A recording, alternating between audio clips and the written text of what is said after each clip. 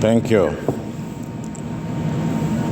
Your Excellency, Mr. President, distinguished delegates, ladies and gentlemen,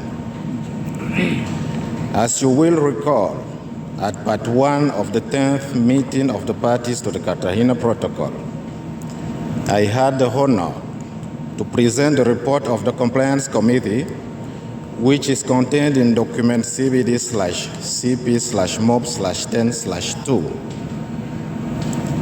As mentioned at the time, I will revert to the substance of the report at part 2 of the meeting to provide the necessary context to facilitate the consideration of the committee's recommendations. The report before you presents the summary of the work of the committee undertaken at its 16th and 17th meetings, as well as the recommendations that the committee wishes to submit to this 10th meeting of the Conference of the Parties, serving as the meeting of the parties to the Cartagena Protocol on Biosafety. The recommendations are presented in the annex of the report and are also reflected in the compilation of draft decisions for this meeting. Mr. President, at the committee's 16th meeting in May 2019, the committee considered the outcome of the 9th meeting of the Conference of the Parties, serving as the meeting of the parties to the Cartagena Protocol, and welcomed the positive consideration of most of its recommendations by the meeting of the parties. It furthermore reviewed compliance on the basis of the information on the Biosafety Clearing House, general issues of compliance, and individual cases of non-compliance, and decided on follow-up actions. These follow-up actions have contributed to resolving a number of outstanding issues of non-compliance in relation to the completeness of the information on the BCH. Follow-up actions by the committee and the Secretariat resulted in the submission of the third national report by Montenegro, an issue previously brought to the attention of the meeting of the parties and referred to in paragraphs 15 and 18 of decision CP9/1. The committee, at its 16th meeting, also considered a number of compliance action plans submitted by parties that have not yet taken full or partial measures to implement their obligations under the protocol. At its 17th meeting in April 2020, the committee reviewed compliance with the obligation to submit national reports. It noted that 101 complete fourth national reports had been submitted to the Biosafety Clearing House and expressed its disappointment over this low number. It noted with concern that a number of the parties that had not submitted their fourth national report had also not submitted their third national report.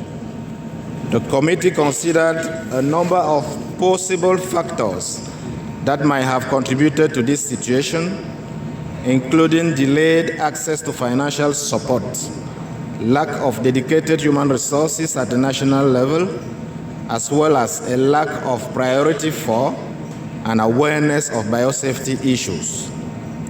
The committee decided on follow-up actions on this matter, and in the year and a half since the committee's 17th meeting, 34 additional fourth national reports have been submitted to the Biosafety Clearing House.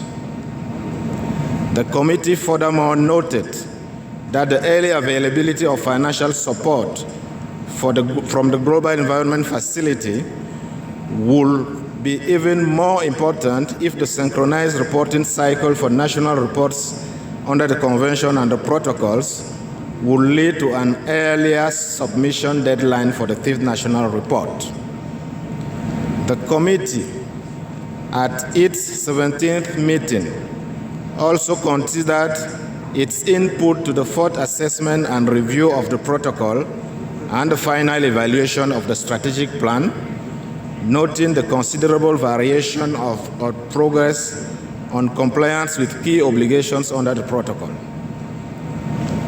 Finally, the committee considered general issues of compliance and individual cases of non-compliance. It considered an update on progress on the development of compliance action plans by certain parties and decided on follow-up with these parties. The committee recommended that the meeting of the parties urge parties to make voluntary funds available in support of parties that have developed a compliance action plan at the request of the committee, and to invite the JEF to support these parties in this regard. Mr. President, the regional groups have been invited to prepare for nomination of 10 members of the Compliance Committee who are expected to be elected by the MOP for a 4-year term each. The committee recommended that the meeting of the parties remind parties of Rule 2, Paragraph 4 of the Procedures and Mechanisms of Compliance, and urge them to ensure that members are elected on the understanding that they will serve a full 4-year term. Given the technical and legal nature of the work of the Compliance Committee, I would like to stress the importance that nominees have legal or technical expertise in the field of biosafety. Finally, Mr. President, despite the opportunities online means have provided for the committee to continue its work during the pandemic, the sentiment within the committee was that physical meetings provide a better opportunity to discuss the delicate matter of compliance, and in this light, I do express my hope that the committee will be able to resume its face-to-face meeting in the coming year. Thank you very much, Mr. President.